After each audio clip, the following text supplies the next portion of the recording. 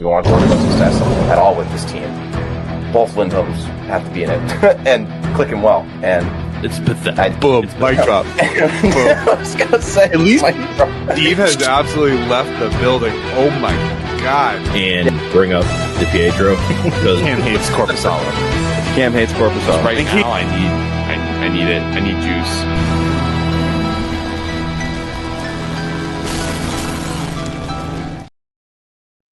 What's going on, everybody, and a happy holidays. Welcome to the HiBruiNation podcast, live edition. We decided to treat you guys very specially this holiday season by being together. I believe, what, guys, for the first time ever, I think, in HiBruiNation history, we're doing this. We're doing it live. We're doing it live. Doing it live. I just met Steve like 15 minutes ago. It's great. In the flesh. In the flesh. Yeah.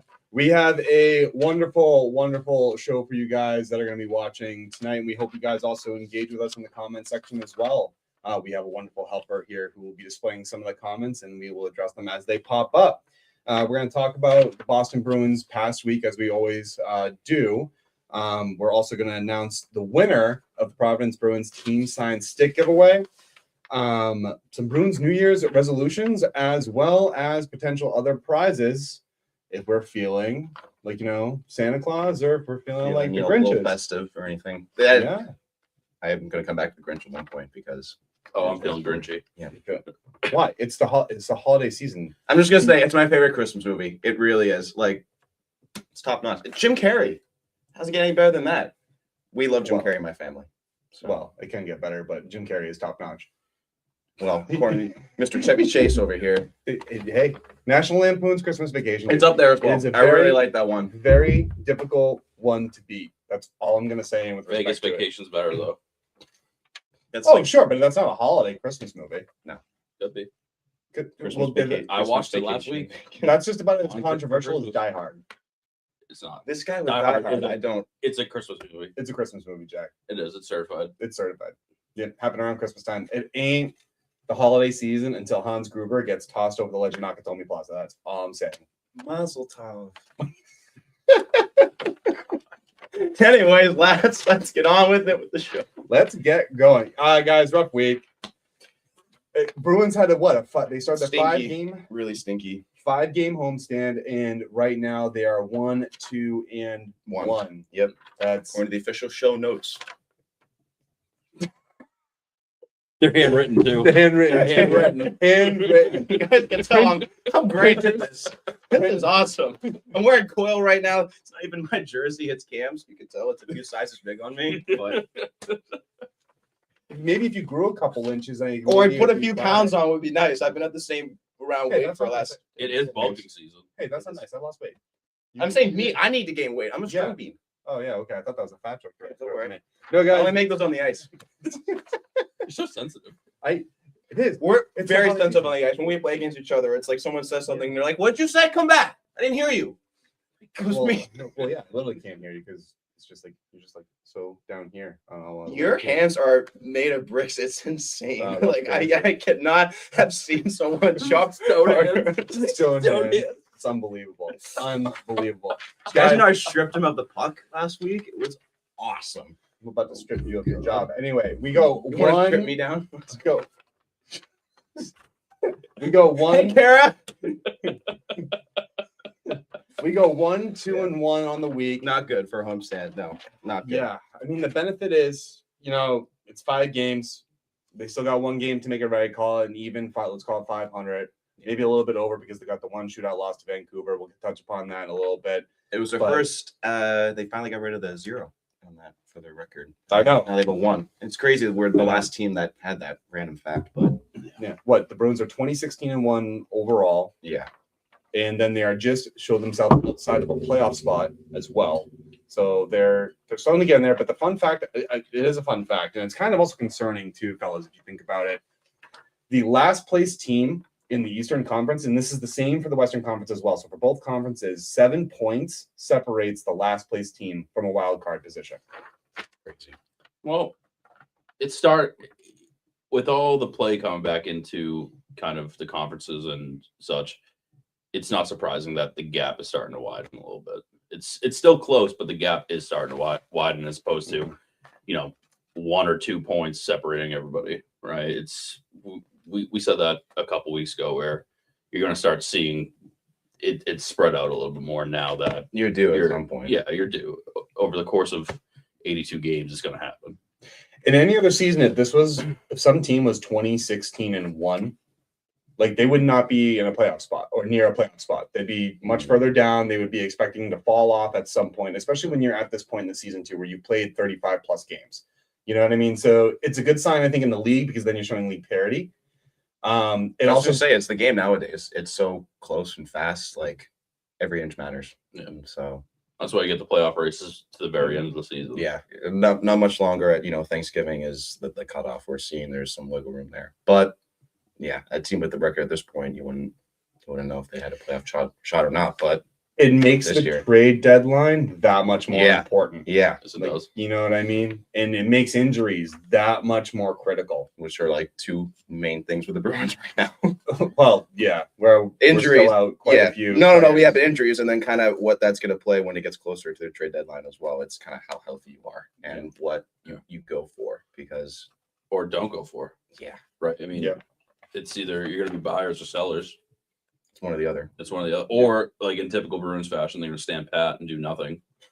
So you could do mildly at the trade deadline, but I think right now with where we are, going 1-2-1, rough week, the Utah Mammoth game, great game, because we have a long way to go to the trade deadline. We can certainly address that more as we go and get closer to that. But we're not that far out of a playoff spot. We're still right there. We're right in it. It's just a little it's as much as exciting as it is disappointing because you're so close, but also you get the feeling that you are also just so far. Yeah. You know what I mean? This week was one of the down ones a little bit in comparison. It's a little rough going into the new year at this pace, but yeah, which makes this upcoming week more important because you need to at least have above 500. You play Edmonton and Vancouver again. You would want 2 points against those teams, but we saw how McDavid played against us. Yeah, went all the way down, and you need to kind of avenge yourself against the play in Vancouver. Definitely, it's you need to steal at least 2 points from that game. It's I can tolerate losing to the Cup finalist, twice in an otherwise good game. Like, you know what I mean? A game where you felt like you were in it, in a game where you felt that the Bruins were giving some pushback. There were good elements to that game, but you lose 3-1. It wasn't. I didn't feel like the Bruins didn't take themselves out of the game like they did in Vancouver and like they did in Ottawa. I mean, Ottawa, I don't even think they even decided to show up to play. And of course, then you have the one good quality game that you got out of them in the Utah game. Even though Utah scored first, but it was that response that happened right after Utah went up 1-0. And Boston never looked back and then just dominated the pace of play ever since after that. But again, like to your point, Steve, I can tolerate losing to the Edmonton Oilers 3-1. They gone to 2 straight Stanley Cup finals. I can't tolerate, losing to the Vancouver Canucks in the fashion the way you did. I can't tolerate getting blown out by the Ottawa Senators, 6-2. These are just things that you can't do. And there were a lot of things that led to that, right? Yep. And so it's easy for us to kind of, look at and just focus on Utah if we really wanted to, but ultimately we should be focusing on the losses because as great of the win as Utah was, and Jack was there, and as much as it sucked losing to the Edmonton Oilers, but those 2 losses to Vancouver and Ottawa, I think where we need to focus on because there was a lot to be said about those games. And to be fair, I mean, I think we kind of all, like Bruins Nation, expected to lose to the Edmonton Oilers, right? I mean, they're just, again, they were a hot and cold team, and as previously shown in the past couple seasons, they've been hot and cold at the start. But once they kind of get synced in, they kind of just they don't look back. Exactly, because they're dominant. They have trouble starting up, but once they get going, it's all steam ahead. And I think everybody kind of expected it's like, all right, well, it's the Oilers. They've been playing really well. They got it together. Okay, they're probably going to lose it. And I mean, honestly, I thought they're going to blow us out like 5-1, 5-2. But like the 3-1 loss is like it makes you feel a little bit better, at least when you're trying to stack up what the playoff picture is going to look like and how you can compete, right? But I mean, they competed, but they still lost the game, which I can tolerate. It's just the other games are really atrocious, and we'll get to that. Shootout lineup was questionable, but Mhm. that's all we can say for that right now. It's like I said, we could easily talk about how great Utah was. Steve put it perfectly with Edmonton. I want to talk about the Vancouver game because I think that was the one that saw me absolutely crash out. And I mean, Jack, you were there on Saturday with me, absolutely witnessing me pull my hair out of my head and just wondering, okay, so throwing the hat down on the ground and everything. Like, yeah. You don't understand how many times I did that myself watching that game. I mean, I was about to break something. It was bad. It was just a trigger response where I'm just going for it. That game was atrocious from start to finish. I mean, first thing I noticed was, okay, Korpisalo gets the start. Well, Korpisalo started in Ottawa, so Swayman got the start in Vancouver. Yeah, I'm sorry. No, you're right. Swayman gets the start. Why? You have the Senators the very next day. What is Sturm doing? Like, wouldn't you want to give your better goalie a team that's given you basically belt to ass cheeks every time you played them? An opportunity to win. I don't understand why that was the first thing that caught my eye, and then the pace of play from there was atrocious. It was just too much of a back and forth for a team that you were in a far way like better up and down the lineup. I mean, I agree. Like Marco Rossi, when they traded Quinn Hughes for Marco Rossi, HiBruiNation, and Liam Ogren, who ended up scoring the shootout winner, which was great.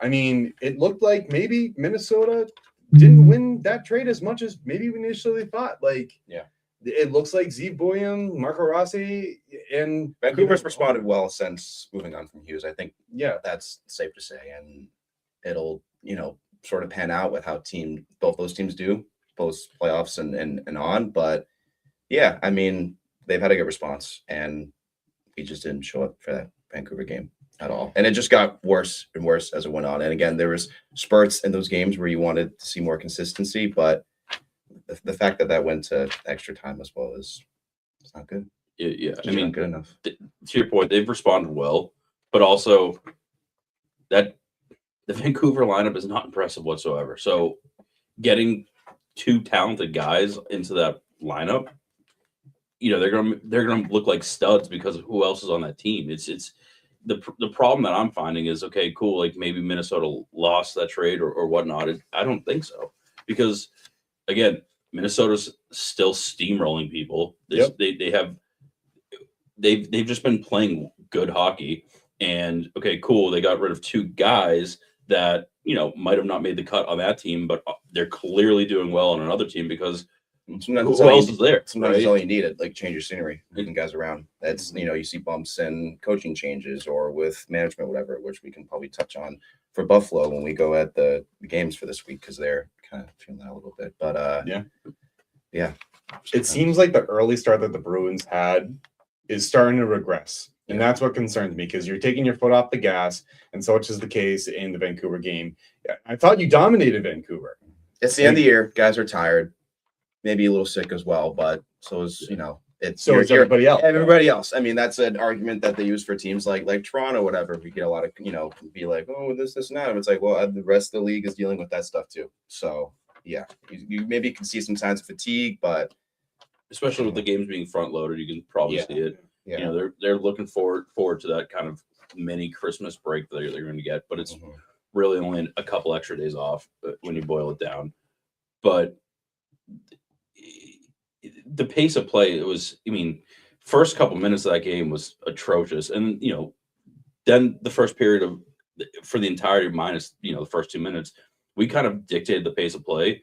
And the fact that it was a 1-1 game going into the second period because they scored 13 seconds left in the period, like that's a momentum killer. That's terrible. I mean, you can't give up a goal like that in 13 seconds left in the clock. In your own home barn. Exactly. And I thought the Bruins overall dominated that period. It was, we definitely won that period, but that goal set them back because when they came out for the second period, it looked like a different hockey team. I mean, they were being dominated, and going into the third period, they kind of gotten some life back and kind of battled back, but it was only in spurts. It was very small, and of course they got some of the goals when they needed to, but it shouldn't have. They shouldn't have had those long stretches of Vancouver dominating them and being in control of that game on the scoreboard. I'll put it to you this way: Edmonton was a winnable game on paper that you knew the team had a higher potential of outclassing you. Vancouver was a winnable game on paper that you should have won without any question. I mean, Vancouver had made it extremely clear already that they're going to be sellers. They're not going to attempt to go make big moves at the trade deadline to make themselves competitors. They're not. You got rid of your captain. What does that say? Yeah, I think it's the second year in a row they did that as well. I can't remember off the top of my head. But again, this is a team that you should have beaten. No, hands down, no question about it. Maybe Vancouver played with a little bit of a chip on their shoulder, so you wanted to do something for your fans. Fine. But you match that intensity. You're better than them up and down the lineup, I think, at presently. It's frustrating to watch. And it wasn't even so much the regulation that frustrated me as much as it did in overtime. And then, of course, you get to the shootout. Yeah. Where they send in, and I don't remember the specific, I only remember 1 through 3 specifically, and then 4. Because I believe it was Middlestat. Then Pasternak. I thought Pasta was with 3. Sorry. I got it. I'll check you off right here. You're 2 for 2 so far. Okay. And then Marat Hussein got the 3rd. Yep. And then, okay.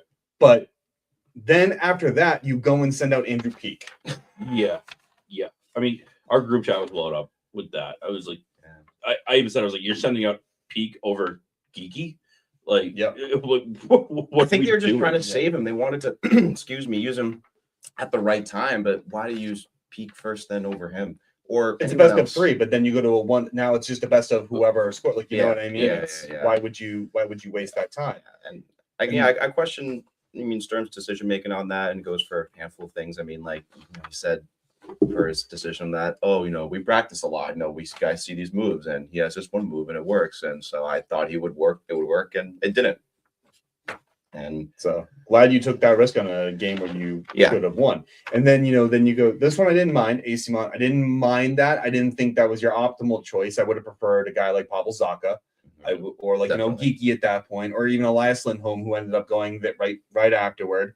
And then even after Elias Lindholm, then you finally got back into your top 6. Yeah, I just when you look at that lineup, it doesn't make sense. From at the start, you're like, okay, and then it trails off, and then it kind of brings it back all together. But a little too late, I think, because obviously it wasn't enough. But there were some fans that were saying, "Oh, Pasta scored because it went off the back bar." Like Pasta would have known. Like the players know. The players definitely know when they would have scored. It's just something in that shootout I didn't agree with Sturm's decision on. I definitely didn't agree with Sturm's decision starting Jeremy Swayman.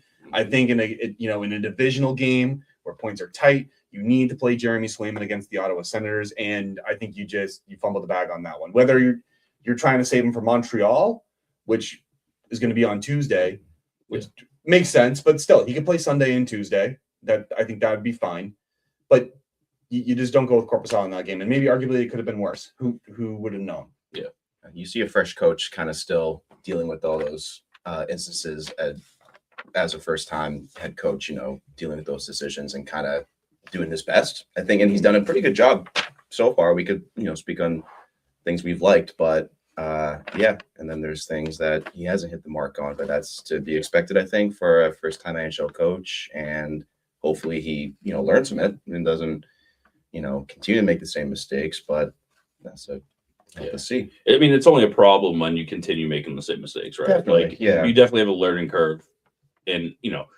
it sucks because arguably you should have got 2 points out of that game. Points in time matters. Like you gotta, you're gonna see what you're missing out on. So it's like, oh, that sucks, but as well, you can't be perfect. You can't be perfect all the time, and that's a learning curve. But again, you arguably should have gotten the 2 points. You shouldn't even given him a point out of that game, right? It's just time and place, like you said, is very, very important, when you're making these decisions and, the consequences of said decisions. Mm-hmm. So for me, it was a very aggravating game from start to finish. Yeah. I think out of this week, we can look at the Vancouver game and be like, wow, that one stings the most. Like that one really hurt the worst. There's one thing I'll give Marco Sturm credit for is like as much as we can get mad at him in that moment, it's like, what were you thinking? What were you doing? Why would you have that shootout lineup? Like, after your initial 3, right, guys? Yeah. Like, that's what I wonder, right? Like, where did his initial 3 come from?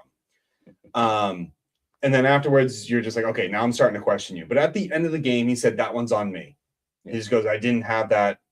That mapped out in mind. Yeah, I didn't have it mapped out. It wasn't mapped out how it should have been. Or looking back, you're like, okay, a few things I really wish I did differently. But yeah, again, you're in the moment, you're making those decisions, and you learn from them. And taking accountability for the actions Definitely is very important. We've seen that so far. He's been very open and been like, I expect more for myself, and I expect a lot from my players too. And he gives his props, and he's been not shied away to saying things he doesn't like either. So yeah, definitely. And then we talked about the winnable game that you should have won on paper, the winnable game that you knew you were likely going to lose because of the talent level and disparity. Like Edmonton, I think is better than you. They're top 6, it's no question. Draisaitl, Mangiapane.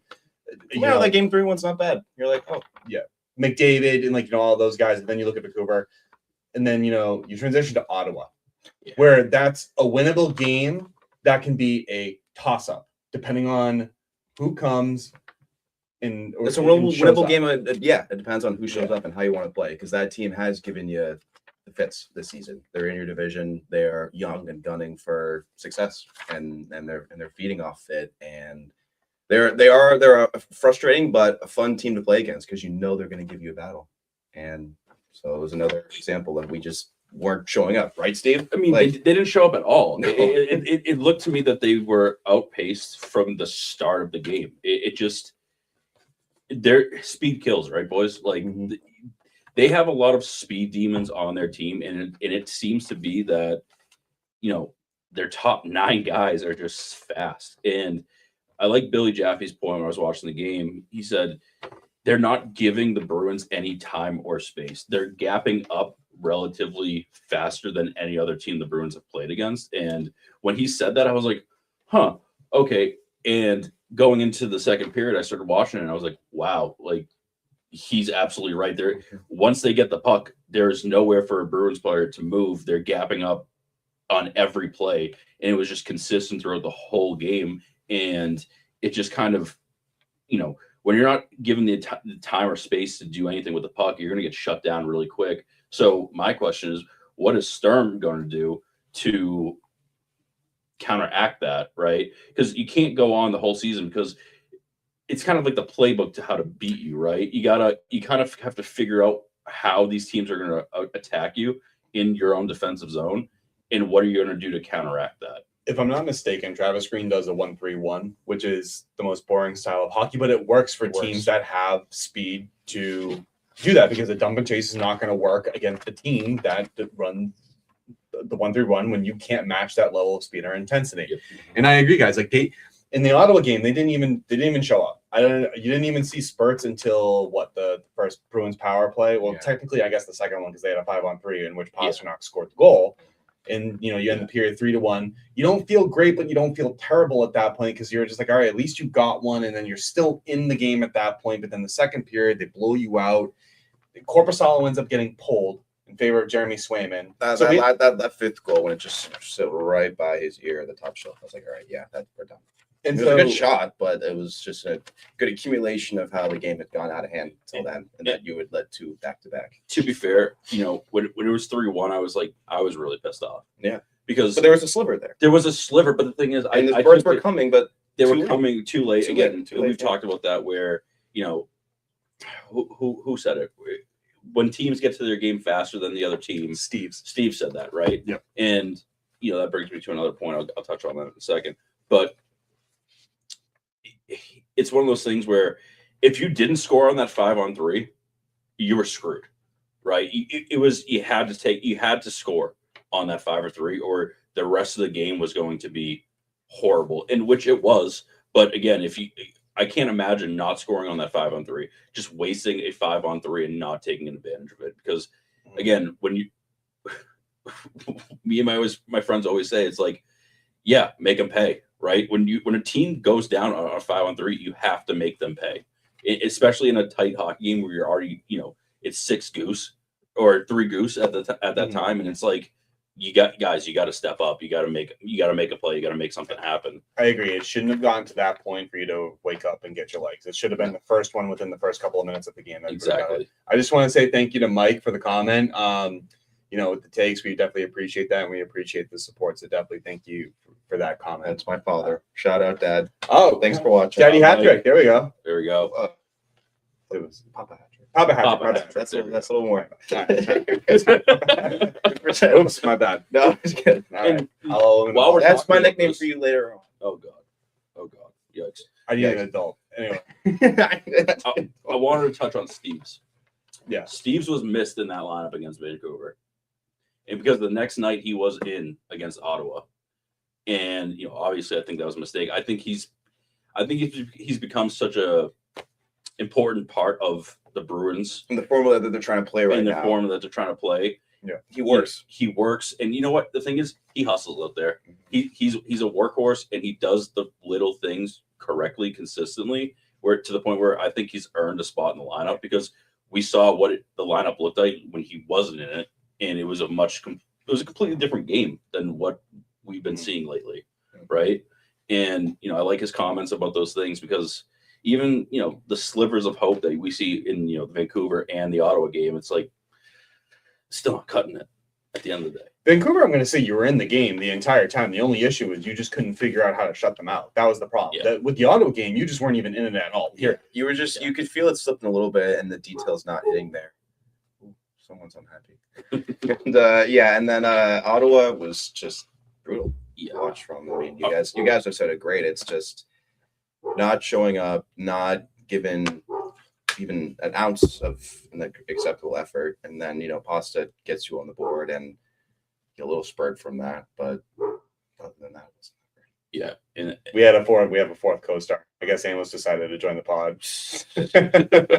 he's missing you. Yeah, It's probably faint. The mic can't pick it up too much, but if you hear a little in the background, Here we go. He's so good. Oh man, yeah. I mean, good dog though. It was a challenge in the Ottawa game for sure. Yeah.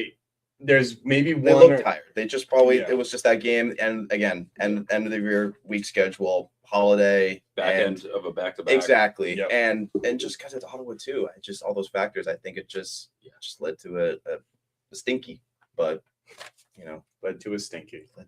I was gonna use something a little more descriptive, but I won't fault Corpusalo for maybe one of those goals. yeah, But because he did make some pretty dang he good did, saves. he in did, there. and that's the story of him, man. I mean, we could go on and on. He's got some flashes, but it's at times it's a little ugly. But if I were to really say what really could have lost us, those Vancouver and Ottawa, it was definitely swapping Corpusalo and Swayman. Yeah. I mean, I think you're playing Corpusalo in situations, one where I don't think he's going to be able to rise to the occasion. And people have said oh, well, he makes great saves in the game. Yes, but he's been bad all season. Yeah. He has a .88 saves percentage. He has a 3.5 something goals against average. That's awful. It's awful.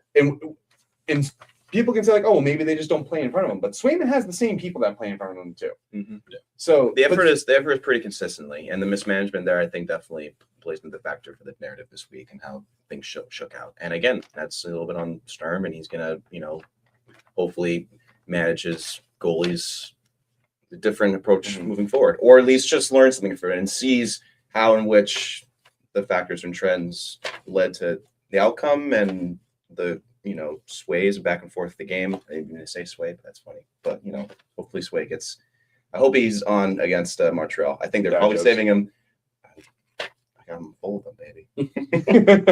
No, I think he's definitely gonna come out against Montreal. He's gonna come out strong. He's gonna come out ready to go. He's gonna want to redeem himself. I think you need to. Yeah, I think. I think you need a big response game after dropping those 2 games the way you did. Yeah. Right. I think you again, we're looking for responses when you lose that bad. It's important. The whole team, not just Sway. It's your divisional rival. It's the rivalry in the National Hockey League, right? I mean, there's nothing like Bruins Habs, but they're pretty dead even on points as well. Exactly. They're right there. That's a team you're going to be fighting against for the rest of the season. You might be fighting with the entire East with the way the whole Again, that's what it seemed like so far, and that's the point, because you can't drop those games. Points are still so point, and we're going to start seeing a pull away. Again, it's coming a little bit later on than what we would think or what we've seen so far, but those points are going to start separating, and it just gets your division. They're starting to right now. We talked about that. They're definitely starting to right now, and you're going to play a lot of your divisional opponents, and you need to take points away from them. Those are games you have to show up for. Exactly. You just have to, and there's no excuse. There's no excuse not to, and you need to. I'm going to hammer the point home too. That remember, guys, like Montreal is going to be at home. This is going to be right before Christmas. I know that, after we've had a nice long homestand, we've gotten comfortable coming to the rink every day, getting our home schedule, waking up at a certain time, or spending more time with the honey. But now we're going to be going on the plane. Congratulations to Swayman, by the way. I know. Listen, round of applause. Yeah, that's awesome. Good job for Sway. Yeah, that popped on my TikTok. His wife's TikTok came up, and all the comments were like, "That looks like the guy from UMaine, or it looks like the Bruins guy, or he's cosplaying as a finance guy." And I'm like, I know the cleaned up look helps, but congratulations, Dan. That's awesome. But furthermore on that point, so if we drop it to Montreal, that means the Bruins go either 1-3-1 or 1-2-2. Would you consider that a missed opportunity, provide this homestand? Yes. Yeah, absolutely. Right. It's now it's a win. You can't lose to Montreal. It's a win. We got to get on the win. It's gonna be a French kiss. You got to respond. Listen, and Steve's been driving home. You got to respond. Like you really need to. Yep. Against a team like Montreal, come on, boys. Bring the legs. Legs feed the wolf. Yeah, that was the strangest thing you've ever said. It's a miracle. I think. Yeah. Is it? Yeah. Oh my God. That's why I said it. It's Herb. Oh wow. Herb. Wow. Well, I am clearly uncultured. Are you here? Clearly not. Oh my God. It's okay. No. These guys shout out movie references every few weeks, and I'm like, what did you say? I think you just gotta get yourself cultured. I do. Remember. Listen, one of my New Year's resolutions for 2026, I'm gonna watch more movies. Because I like movies. I've studied film. I studied film in college, but there's a few important ones that I'm missing, or a few directors especially that I want to take a deeper dive into. I've seen like a collection of work, but I like, all right, here's a director I want to look at. Here's another one. How can I compare? Sorry, I'm going off my film line right now. Anyways, back to the show. Great side tangent. Thanks. I'm great at those. We summarized basically the woes, the happies, though there was one happy, throughout this entire week. And the Utah game was fun. That was a lot of fun to go with some friends, and they responded great, and you want to see more of that, any time, any day. But obviously they didn't get that same effort in the other games, but it just so happens. We touched a lot upon the things that Marco Sturm has done, but what about the players? Let's talk about them for a bit. I mean, we did, talk about Korpisalo a bit, but I also don't want to put all that blame on Korpisalo. There also has to be some blame that goes to the defense as well. And the next topic will actually be on the defense and Korpisalo himself. And actually, Mike, you read our minds, buddy. So I know you don't want to overreact on the goalie issue, but it's actually you'd be surprised that it's a genuine issue. Korpisalo is actually in bottom 5 among backup goaltenders in terms of goals save above expected, which is a really bad area for you to be in, especially as an NHL goaltender. He's also really not his save percentage and his goals against average and everything else also kind of backs up that poor style of play. And to be, you can check me on this. If we send him and he gets through waivers and sent down to Providence, we still have to pay him some money. Isn't that correct? Yes. So the way it works is that you can bury, I believe, up to $1.2 million of an NHL player's contract if that player is not claimed through waivers. Yeah. But the rest of that contract still counts against your salary cap hit. Yeah. So we would still owe Korpisalo $1.8 million, while that still frees up $1.2 million. And to your point, Mike, if you want to bring up a player like Zajac, or I hope I'm saying his name correctly. I'm just assuming that's what Simon's name is. Or DiPietro, who's currently injured right now, you're just basically swapping and you're only saving $300,000. And when you do that, though, whichever goalie you bring up, you need to be sure that that's the goalie you want to keep here, at least with respect to DiPietro, because he would also need to clear waivers if you wanted to send him back down. But I agree. Korpisalo's play is not worth $3 million. It's not. For a It's backup, not even no. worth 1.8. Yeah. Which No. we would have to pay him. To be fair, I mean, 1.8 for a backup goalie isn't all that terrible, but for 1.8 for a goalie that's not even playing as a backup goalie, that's atrocious, right? Like you want your money to count where it is, and it's a great point. But my problem with that, the only problem that I'm seeing is who the hell is going to claim him, especially the way he's been playing. I don't think there's a team in the NHL that's going to say, "Oh yeah, let me pick up Korpisalo because that's really what my team needs right now."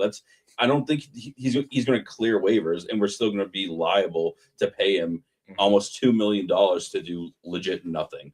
And that's the problem. It's just He's not making the best case for himself to Exactly. even get claimed. exactly. And God, I wish he would get claimed off waivers, and he was maybe not. Best case scenario is probably going to be he starts playing better, and you can kind of trade him for a 6th round pick or something like that, like getting something out of nothing.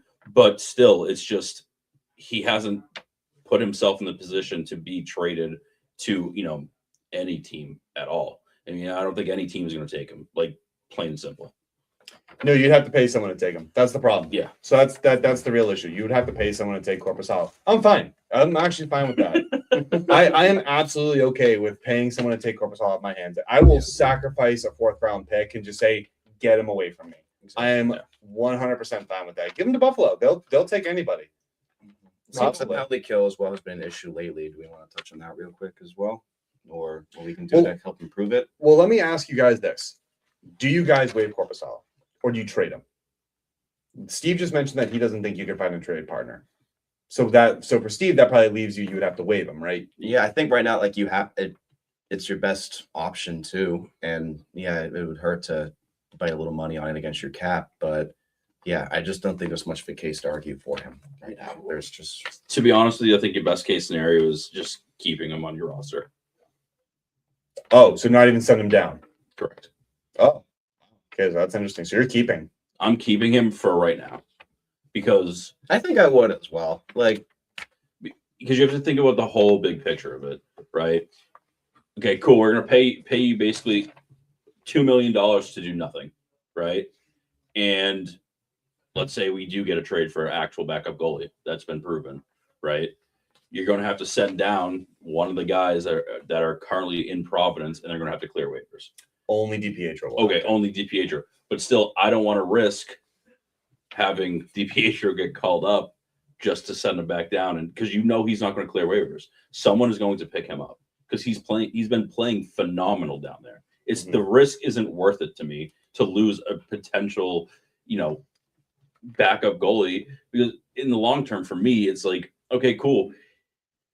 Sway's going to be your number one for a long time. His contract is so long, and if he plays a little bit better for the most part consistently, you would be able to find a trade partner for that, right? But let's talk about it this way: bringing him up and showing little spurts of what he can do. There's going to be people knocking on the door to try to get DiPietro on their team, and you can trade him out later.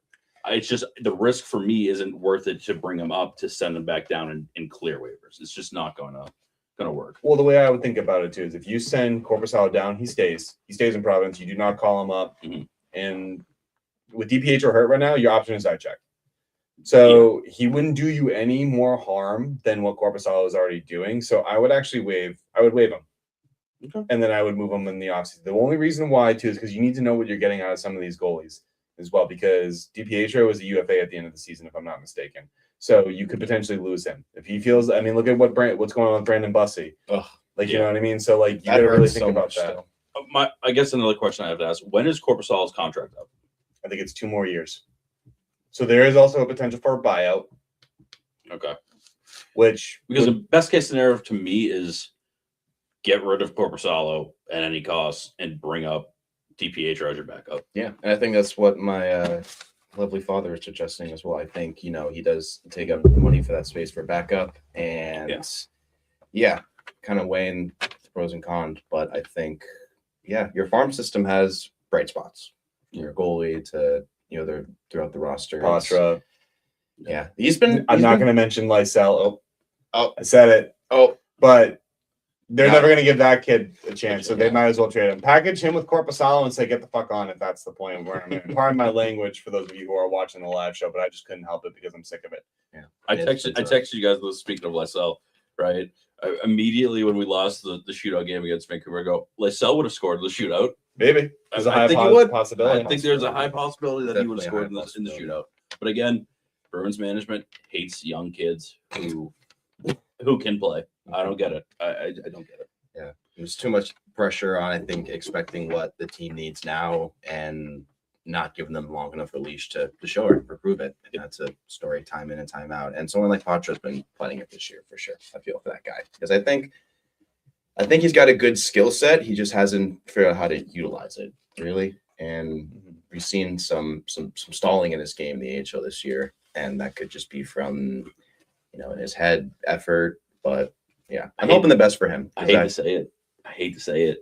Maybe the Bruins system isn't working out for him.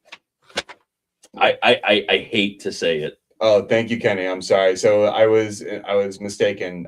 Kenny was kind enough to correct me and say DiPietro is signed for next season as well. Thank you, Kenny. I appreciate that, brother. So in theory, with Kenny's comment, right? If there's 2 years left on Corpusalo, you can buy him out because it gives you an extra time. You can buy him out for a year and then re-sign DiPietro and bump him up to backup. And by the way, for folks watching, please forget some of the contract information we are not fully. We don't have that off the top of our head, so we might be close, but we also might be falling a little short on that. So again, Kenny, thank you, brother, and I appreciate the support for that. I wanted to touch upon the defense too. Yeah. What do we need right now? What does Boston need? Well, we need defense into the new year. What's our New Year's resolution? But the big thing for me, fellas, is Thanks, Kenny. I want to talk about Mason Lowry. I hear this guy. And look, do you hear his reaction already? Look! He can't contain himself. Look, Lowry is offensively gifted. Defensively, I will say he is very weak on the puck, and you saw it. In one of the Florida Panthers games, and I think you saw it in a couple games as of recent as well, that he just doesn't have enough strength. I saw it in Utah. I saw in Utah as well. Guys would be coming at him hard with the puck, and his gaps were just questionable. Now, he's 24, but we also just signed, Vladislav Kol. I'm going to butcher this name. I can't pronounce the guy we got from the Dallas Stars, a defenseman, a young guy. Kolyanachuk. I think that was actually pretty good, but Kenny will tell me if I'm wrong. It's Belarus. Kenny, fact check us. Yeah, Kenny, fact check us. Bring up the name. Bring up the name and see if he can say it live. It's Belarusian, and I don't do well with that alphabet over there. I don't get that pronunciation, and I can't pronounce it. Many people outside of Russians really get it or work with it. So Soderstrom is in. Sorry, not Soderstrom. Yogi Hardy was injured. Mm-hmm. He wasn't having a great season either. Nope. Jordan Harris is also injured. Jordan Harris is a left shot defenseman. Yogi Harris looked great for when he played. I was like, wow, yeah, I'm really liking this kid's speed and his control, and just he had some swagger. And he's just before we move on to other guys, let's talk about the liability of Mason Lowry. He was going to be part of the discussion, but yes, please. He is. But you brought him up first, and I've been chomping at the bits to get this over with. He's been talking about in the group chat. He was like, "This guy just can't play defense." But guys, tell me if I'm wrong, right? If you are the Boston Bruins and you can't teach a guy how to play defense, who the hell else in the NHL is going to teach you how to play defense? I don't understand it. Yes, it's not his natural position. Remember, he's swapped back and forth, and then it goes back to the NCAA. So I think it's some weird rooted issue. It goes into it. Steve's like the honey badger. He don't care. He don't give I a shit. I don't care. He don't care. I don't care. Fix your shit. It's the truth. It's the truth. No, it is. The fact of the matter is, it's tough. It's tough. It's tough watching him go out there and scramble the puck every time. What's up, Ethan? That's it. That's it. Give it a shout out to my cousin. Thanks for watching, awesome. brother. Appreciate it. No, it comes back to the fact that the Boston Bruins can't teach this guy defense. I understand that it is not his natural position. But the fact of the matter is, he's got to grow up. It's not the fact that he's going to grow up. I don't care about that. The fact of the matter is, you watch him. I finally figured out what's wrong with him. He runs around in the defensive zone and loses his man coverage. He's not staying put. It's not even about just staying put. It's the fact of the matter is he needs to stop running around. He loses his coverage and then leaves people wide open. If he just stayed at home and played patiently, he would be okay because he has a long reach, but he doesn't. He's trying to do too much. He definitely is trying to do too much. He needs to simplify his game, but he refuses to do that because they want him to be the offensive threat, kind of like the Torrey Krug, in my opinion. But the fact is, he just can't play defense. And it's a problem because his plus minus is atrocious. It seems like every Worst goal one last season, minus 43. But he had 32 points. Yeah, he had 32 points. Thank God. Like, okay, cool. But he still doesn't get defense. If you're a defenseman, you need to play defense. Look, I think he needs to simplify his game. He needs to stop running around. You've put it perfectly. He needs to hone it in a little bit because he has the frame. He has a long stick. And Do you know personally? I do. It's real nice. My dad might still be in here. He's got to be smarter and reliable. Yes. I mean, you both great points with him. Like, you know what I mean? Thanks, and you're welcome, dude. We're just full of appreciation. We're just having fun now this time. Another point too is that he hit. Like, I want him to go back to what he showed us in that Toronto series. What was it, 2 years ago now? Because then he was playing a little bit more physical. He was stronger on the body. Yes. He's got a big frame, dude. He needs to use it. Yeah, he needs to use it. He needs to use it. You're a big dude. You need to use all of your advantages. Like, you need to use it, and he just doesn't. And I'm sick of it. I'm sick of watching him. I'm sick and tired of watching a seventh D man when we can bring up Lysell and just run six defensemen. We put Lysell in defense. No, I'm not saying for defense, but he takes a roster spot, and we're running 7D to try to figure out what works, and it's like, guys, we have something here that doesn't work. Yeah. Now we need to move things Change it around up. a little bit. Yeah. Exactly. It needs to be some change ups. It needs to be a change up. And he did respond when he got benched for 5 games. Maybe he needs to get benched again and spend more time in the tape room saying, hey, I lost my man here. How about you just stay put and be more patient? Again, I was not trying to rag on that guy too much, but it's like, get on the film, pull up the iPad and see it for yourself. And I'm sure he has a bunch, but it's a matter of the learning process and what is going to click. He's making it's not clicked. He's making $3 million too. And like, again, it's on a bridge deal. Okay. And they want to see what he's going to get for him. But honestly, at this point, I would also package him with maybe a Yoki Haru to get you another need that you might have. You know what I mean? I don't hate Lowry. I don't hate him, but I hate the way he's playing. He played. I think any Bruins player could say that. We're really frustrated with what we're seeing. He played better under the Montgomery system, which is that allowed more crazy. Flexibility, allowed the D to jump up in the play and get involved. And we had some more reliable defensive forwards and just people on the team who could help catch the slack a little bit. They kind of let him roam free, and maybe that's now because we don't have that as much. That's why it's starting to recognize that, like, crap, I need to develop my defense. We're playing big. We're playing heavy. We need to be able to play defense, especially for your third pair guy. Mm-hmm. That's not your top pair guy. He's not going to outplay Zadorov. He would undress me and have my underwear hanging up in the rafters. So same, but at the NHL level, it's much different. Maybe jockstrap is a better. It still doesn't change my the fact. Underwear. It still doesn't change the fact, guys. It's just he's not playing well enough at the NHL level. He's getting undressed by guys who couldn't be undressing a Boston Bruins defenseman. AJ Greer. Exactly. Right? I mean, hell, even Giroux was bodying him and making him look silly. Mm-hmm. Like, Giroux's a bit of a big guy, but he's not that kind of player. He's kind of a honey badger. He's on the smaller side, but that guy plays. People forget bigger. He plays bigger and nasty. And he plays nasty. He's like a Marchand. Yeah. Yes. He's a bigger Marchand. He's not as bratty and have as big as nose as Marchand, but he plays bratty. He plays that way, and it's just but it doesn't change the fact that he's old and kind of washed up. It doesn't change the fact that he's washed up and he's old. No. And you're a young guy who's a big dude. You shouldn't be letting guys like that bully you. That's I agree. That's my issue with it, and Yeah. and these things are kind of coming to a head for me because I'm noticing it every time. Every time he's playing, it's like, oh, what caused that turnover? That horrible turnover. Oh, Oh, it was Mason Lori. Like, shocker. It just doesn't. It's continuous, and I think I've been quite patient with him.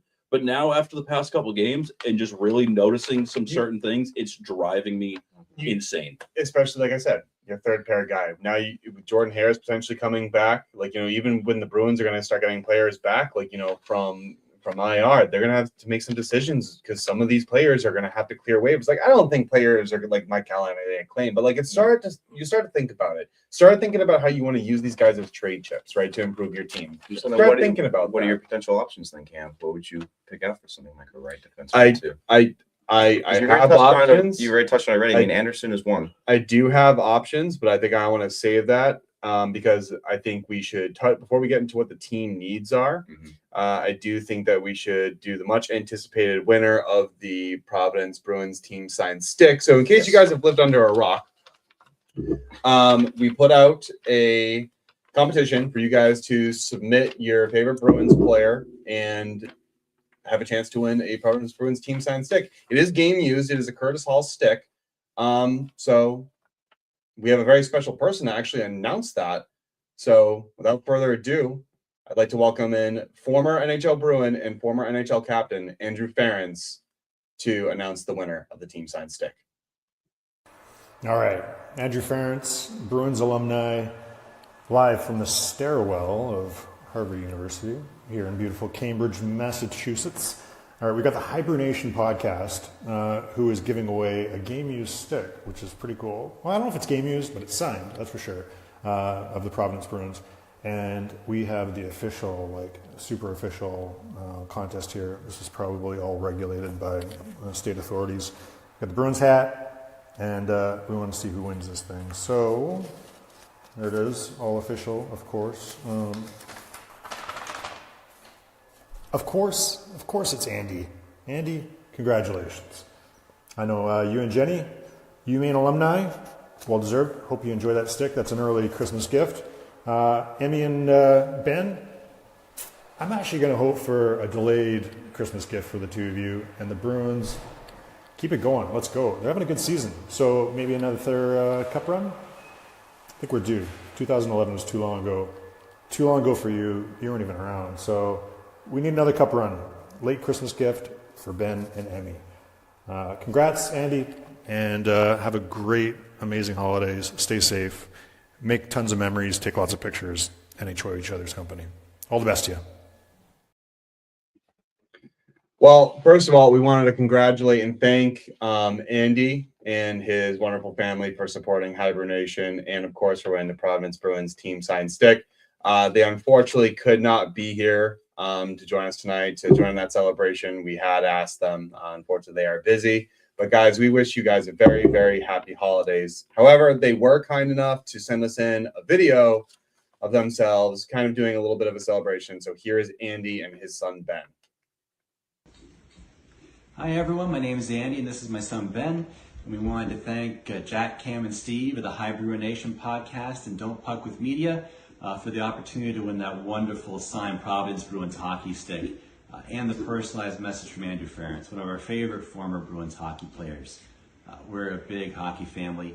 I grew up watching those wonderful University of Maine teams in the early 90s with Paul Correa and Jim Montgomery at the Alfond Arena, and that was loads of fun.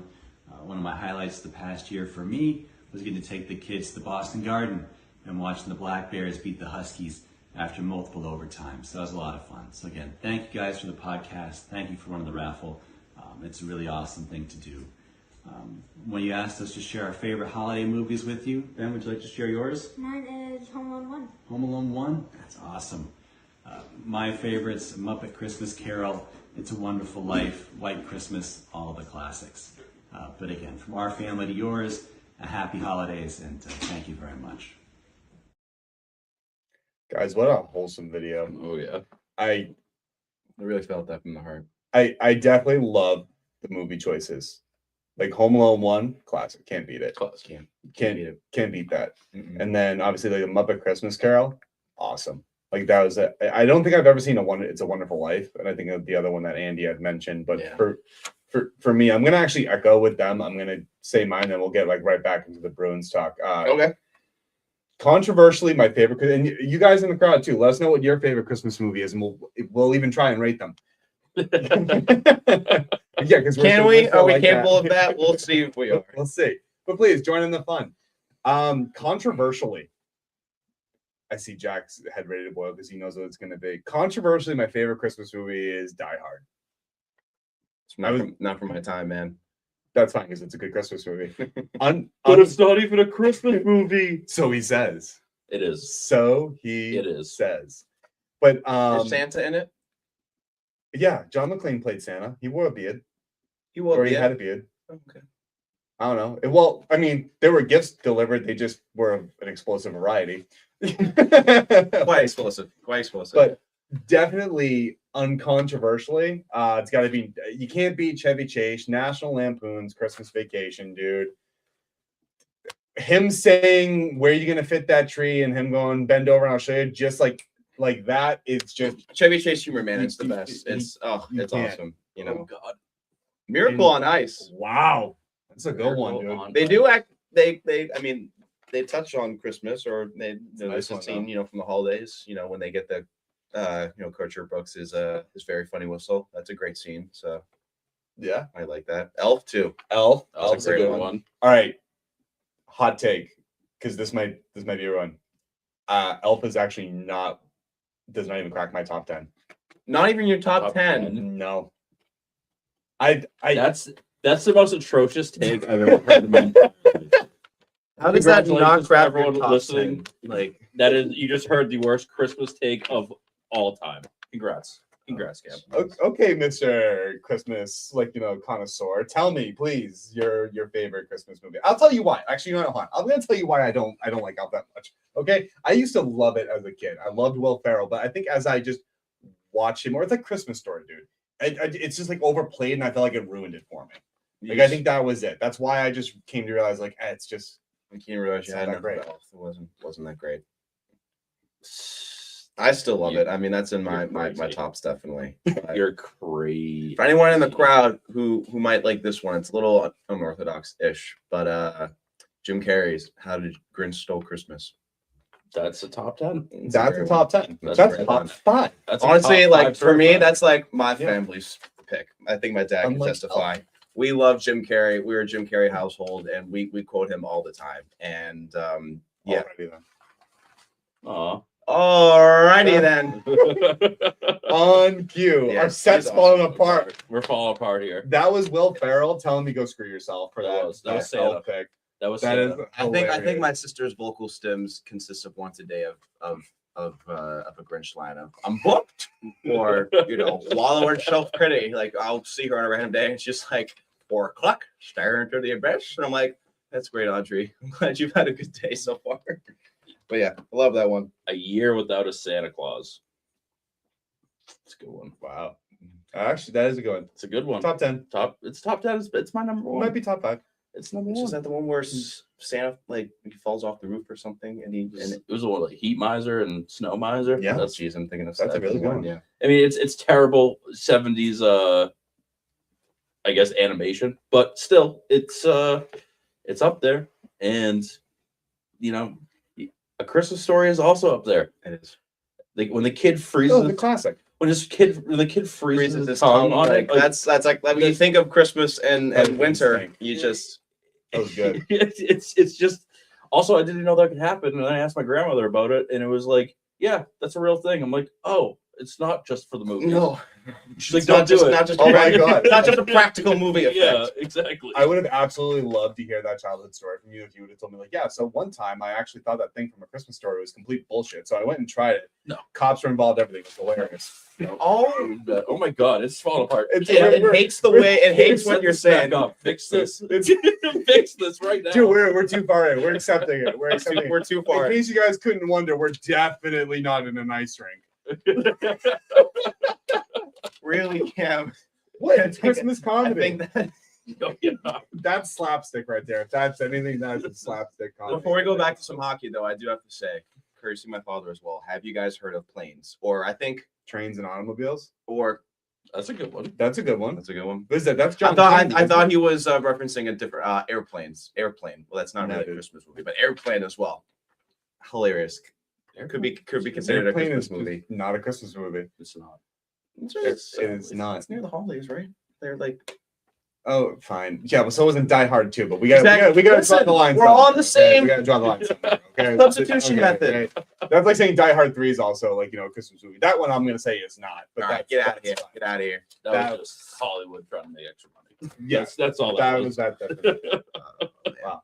But no, anyway, guys, Ben, Jenny, Andy, Emmy, all of us here from HiBruiNation hope you guys have an absolutely wonderful Christmas Happy safe holidays.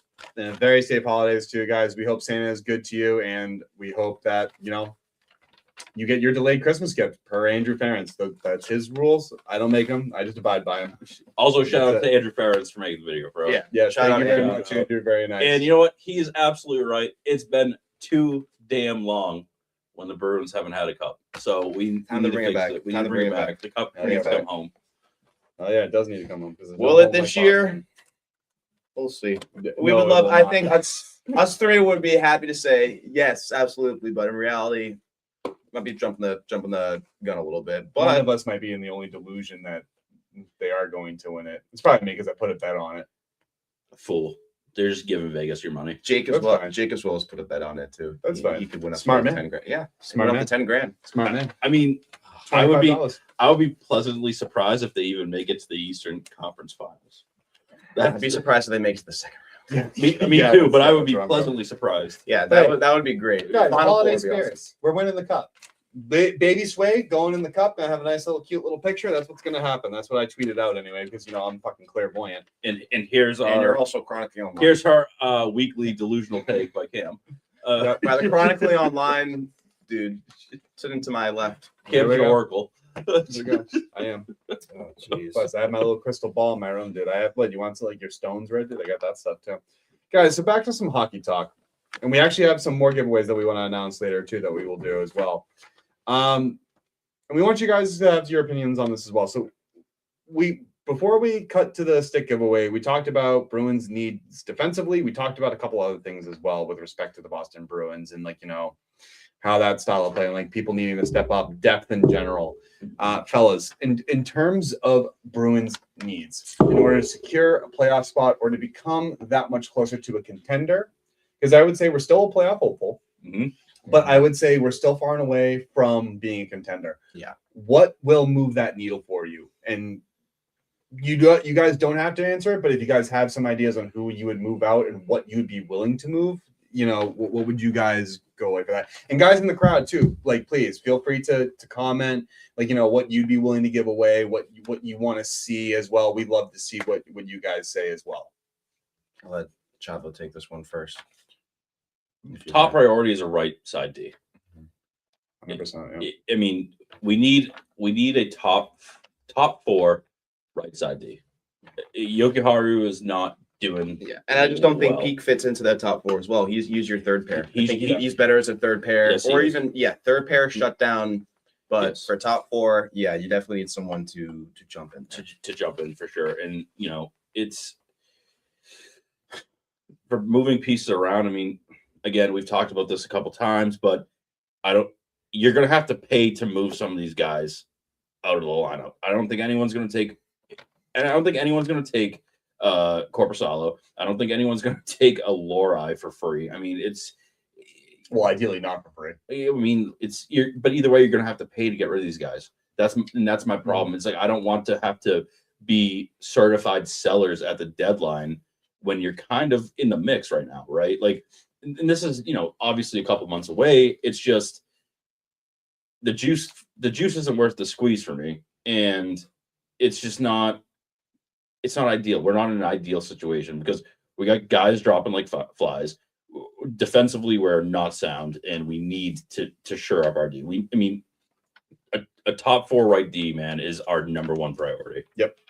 I think after that, you want to look to bolster some scoring. Maybe we've talked about Yes. this a little bit already, and fact in the whole Lysell debate. But I think some help there would be good because our our depth has been strong. I've liked our and the way our bottom six has showed up at times. They've been the best lines and guys playing, showing up to games. So Certainly most consistent. yeah, absolutely. And yeah, it'd be nice if you could look to a Lyso or giving guys a try or actually using your farm system, but it doesn't seem like that's likely going to happen unless we actually see it happen.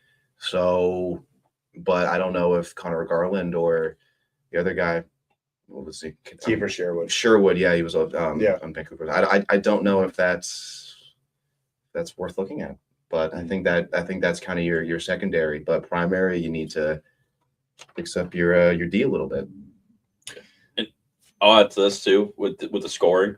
We need a little bit more speed. We can't just rely on Arvidsson being a speed demon out there. I understand that the Bruins are trying to play that big, heavy piss and vinegar, 1970s style hockey. But it's 2025, and we see how fast and competitive this league is now. Exactly. It's insane, the speed. You do have some, you have Fraser Minton. You do. Middlestat can put on the wheels, but again, I think he's more of a playmaker, so you're not going to see him necessarily try and beat guys like that. So he's going to be working down low, looking to set guys up and keep the play flowing, but maybe not someone to drive the play. Yeah. Yeah. And I agree with that. I actually agree with you both, and both of you. You need an RD2. So that second pairing to go with Zadorov. That's like immediately right now, like what Sturm and his team should be looking at, like going into the new year, being like, guys, this needs to happen. Especially with the injuries. I'm starting to look as if we've seen already trades are starting to happen.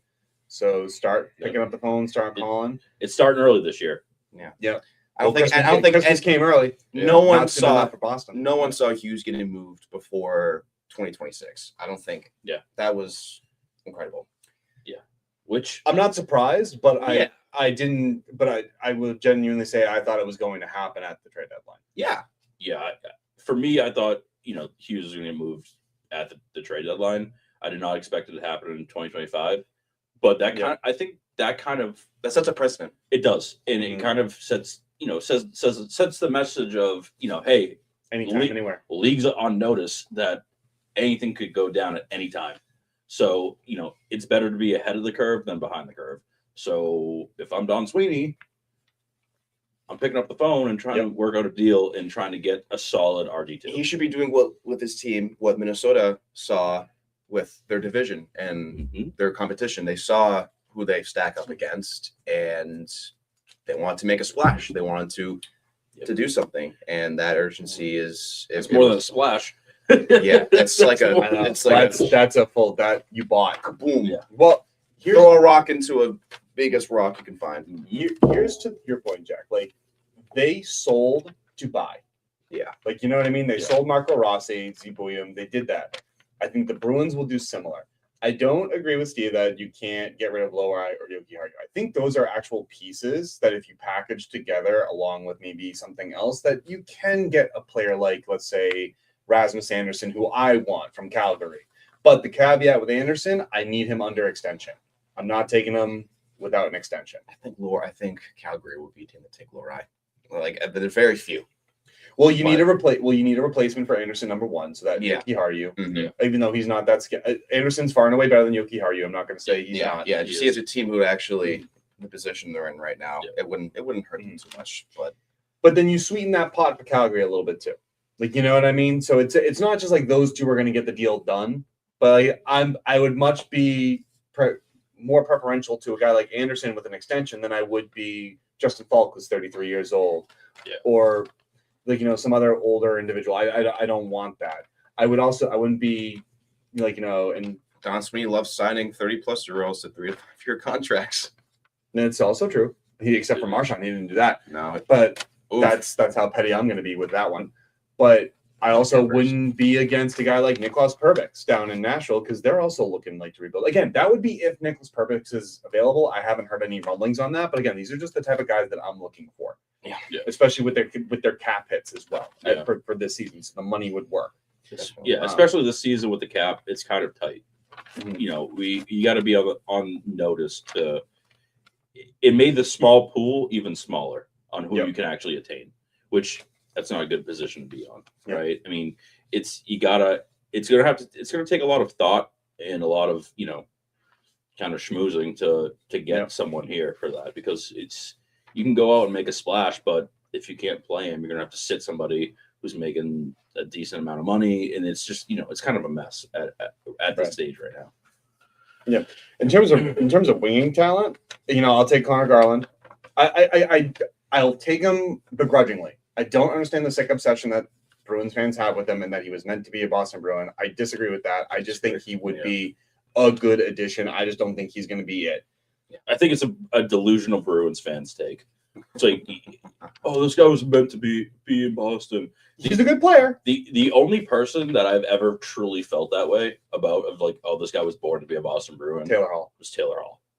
Like, and genuinely, he's an exceptional player. And when he was playing for the Bruins, he was genuinely exceptional. And I'm not taking away credit from when he was before or after, but he was exceptional, and he played our style of hockey, and he fit into the lineup where I was like, finally, imagine if we had him 4 years ago at a younger version of himself, like what he could have done. You know what I mean? Yep. That's the only player in Bruins history I've truly felt that way. Yeah. I miss that guy. I know the Bruins are involved with Garland and Kiefer Sherwood. They can, if Vancouver even thinks to ask for the equivalent of a first-round pick for a guy like Kiefer Sherwood, you hang up the phone, throw the phone away, or put it in a box and send it back to Vancouver and say, like, why don't you just have a conversation with yourself? Because if you're going to spend a first-round pick on that guy, I'm going to start becoming a fan of literally any other team. I would rather be a Montreal fan if we ever get Kiefer Sherwood that way. That's crazy. Yeah, it's pretty crazy. I understand the sentiment, but that's still crazy. No, I mean, you can't get fleeced for a guy like that. Nope. You can't sell the house for a guy like that. I mean, he's not going to make us that much of a difference. Will he be better than Yogi Haru and Delora? Yeah, sure. Sorry, Sherwood is a forward. Sorry. Well, I think points still applies. I think it's overall play. Overall play. But either way, it's one of those things where, you can't sell the farm for a guy like that. You can't do it. You need to make a splash, but it has to be worth it. It's just, I'm sick and tired of getting into the, we're definitely obviously in a rebuild. Even though the season is not indicative of what is actually going on, right? Like, we're playing well with the guys that we have for the most part, but you can't just go ahead and sell everything to get one or two pieces that you think are going to be those guys, but they're not those guys. I mean, you just can't do it. I'm sick and tired of watching, the Don Sweeneys and Peter Chiarelli selling out the future for the right now when they're not even in the position for, a cup, a deep cup run. Right, definitely. I mean, the other people I have on the list, you look at a guy like Matthias Maccelli, who that experiment hasn't worked out in Toronto, but Toronto's not going to let him go to a division rival very easily, so you're going to have to spend some there. And then, Yegor Shinakov, I believe, from Columbus, who is a left wing. So that's another guy I'm looking at as potential to come to the Boston Bruins. But again, not someone I want to pay a whole lot for. So we just got to take care of it. And we have a wonderful comment regarding Patrick Kane going back to Chicago. Can't help you there. Sorry about that. Yeah. But that man does have silky mitts. He does. Even at the old age that he's at, he's still older. And multiple hip surgeries. Yeah. He's a lot slower and kind of a shell of his former self. He is. And you know what? I definitely think he's not a fan of Chicago anymore. There was an interview with him where he was like, we're not talking about Chicago anymore. I would much rather be in Detroit. And fair enough. That's all you gotta know. Which kind of sucks, because he did win 3 cups and had a pretty damn good dynasty in that. But fun fact for whoever commented on that was Jonathan Taves has more points than Patrick Kane ever did. So, and he missed how many seasons? So I don't know. It's still crazy. It's big. It's gonna be alive. All right, fellas. I mean, it was a good roundup. Before we do and go ahead into our weekly predictions, we do typically do our big bad Bruin of the week, but because we're 1-2-1, we found it difficult to even decide to pick a Bruin. In fact, I almost picked an Edmonton Oiler. I think there's more on shadows this week and individual things that you like to see, but as it goes for a big bad Bruin, it was tough. I love seeing Mickey, Mikey, AC must score against Utah. That was an awesome goal to see live. He is a hardworking player, and the coach sings his praises for never complaining and just showing up and coming to work every day. So, shout out him. Yeah, I'd shout out Middlestad too. I mean, he played pretty decently for the most part, and obviously I got to shout out Geeky for he's halfway there. He's 25 out of 50. He's halfway there. He better get 50. I will cry. At this rate, it's pretty hard. At This rate, it's pretty hard not to. But yeah, it is also very hard to score in the AHL. So I mean, I hope he keeps it up. You guys have 2 awesome picks for something I thought I was not going to be able to find, but I found mine. It's the 17,500 fans that go to the TD Garden this past week to watch their team absolutely get, I don't even want to say the word. Belt to ass. So my action 5-1 in the second period. We're talking about Ottawa, right? Any of the 3 games. Okay, yeah. Those 2 games. Any of there. them, yeah. But Fans who showed up for the games besides Utah, which doesn't include me. and for the fans who like me, and the reason why I'm wearing a hat, because they ripped their hair out watching that shootout lineup go try to score a goal. So my hat literally tips to you guys. So the 17,500 fans that attend TD Garden are my big bad Bruins of the week. Yeah. And anybody who could sit through those games this past week, especially the Ottawa game, you deserve a tip of the hat there, because that was really hard hockey to watch. We got some great fans, man. We're diehards, and we love this team, and they're always going to show up. So, and also, as always, a thank you to you guys for always tuning in as well. So, I mean, we wouldn't be here without you guys, and obviously any of your support. So, with that, we're going to go into our weekly predictions as we always do. Bruins, we're actually going to go all the way up, because on Sunday we will not be recording. We will be spending time with our families in the holiday season, and in the spirit of that season as well. So these games will go all the way through next week until, I believe, gentlemen, the 4th, if I'm not mistaken, is the next time. I believe it's 4th, yeah. So tomorrow we have Montreal at Boston, 7 p.m. Then we're in Buffalo.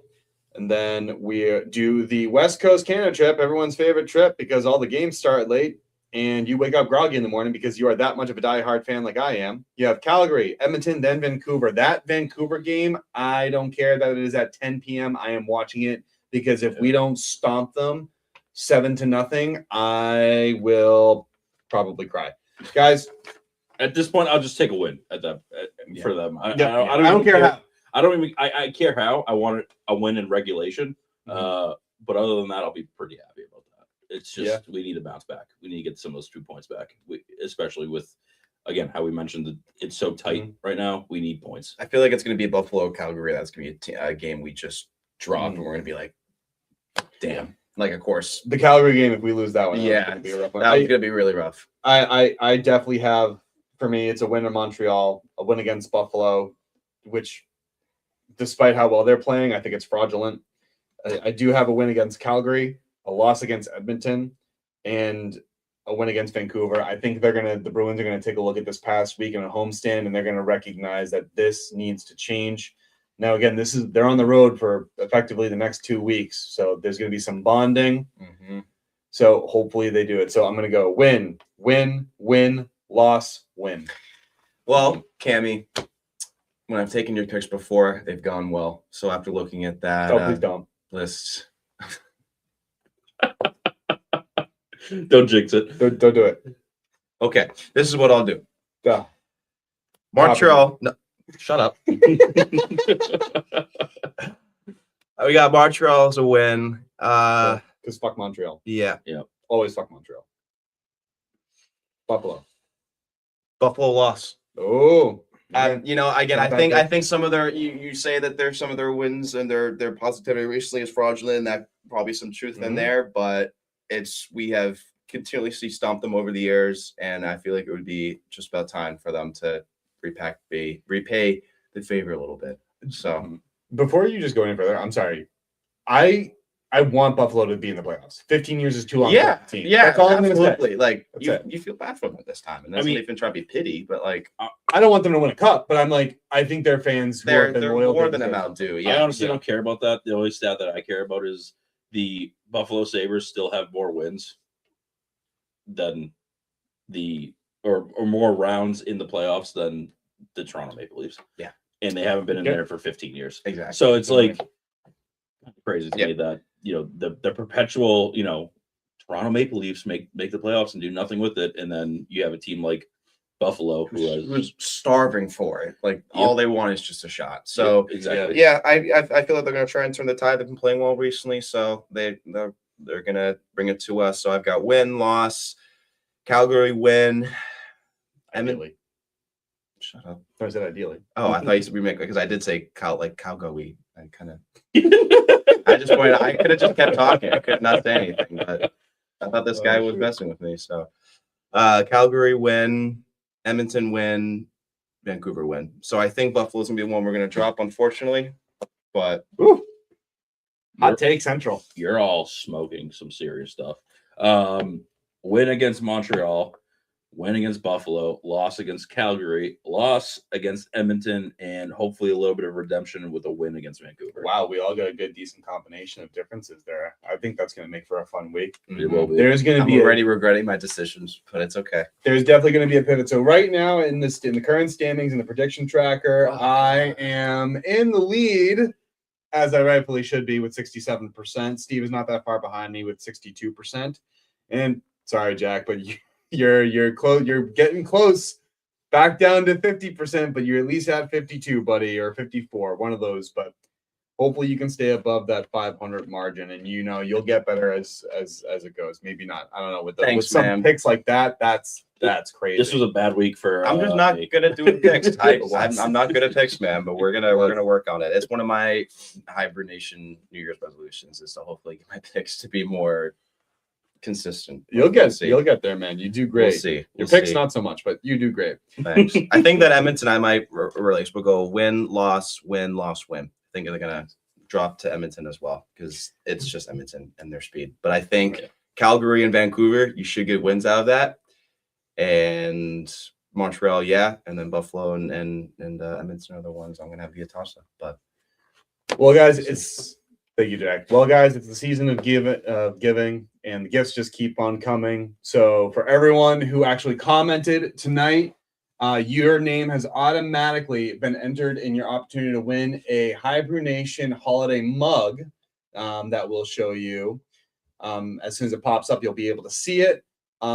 We will try to reach out to you after we announce the winner of those in 2 weeks after the holiday break. So please just watch that episode or be on the lookout for that. Because if you win and you don't try and claim it, what happened to Jack? hi guys, this is my new mug. We're gonna talk It's wonderful. I pour my morning Joe into it every day. I really wanted to show you guys. Now I'm a mug. So for everyone who has commented up to this point, we're not taking any more submissions. Sorry. So if you missed your opportunity, you missed it. That's on you. Boo-hoo. You guys will, losers. You guys will automatically be entered. They lose to our own fans, Cam. That's a really good idea. Yeah. Get increased viewership. I'm just kidding. But, you guys will automatically enter in to win this. I'm back. I almost just said Providence Bruins. This HiBruiNation mug. So be on the lookout for the next episode, which will be episode 59, the HiBruiNation podcast, where we'll announce those winners, and we will try and get into contact with you the best way that we possibly can. Or if you can find a way to reach out to us on any of our social medias, that would also be great. We'll leave instructions for you in the next episode as well. Until next time, guys, we're gonna say happy holidays from all of us, from our families to yours, guys. It's truly a wonderful time to be joyous. This hopefully won't be the last time. What do you mean, Dad? What classic Jack quote? I've never said that before. Now I'm just gonna say it around every time you have your morning coffee. I'm gonna say, "Oh, look, you're a mug."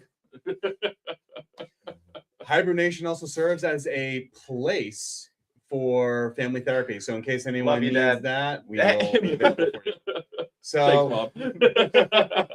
so Jeez. Wonderful support. But guys, please, from our families to yours, we hope you guys have a wonderful holiday season. Again, there's just absolutely nothing like it, no matter what holiday you celebrate. Hopefully, like I said earlier before, apparently Jack had an amazing quote that I missed. And you know, no, I was when the mug came up. I was like, "No, I'm a mug," because I just transformed right in the time. So hopefully last time.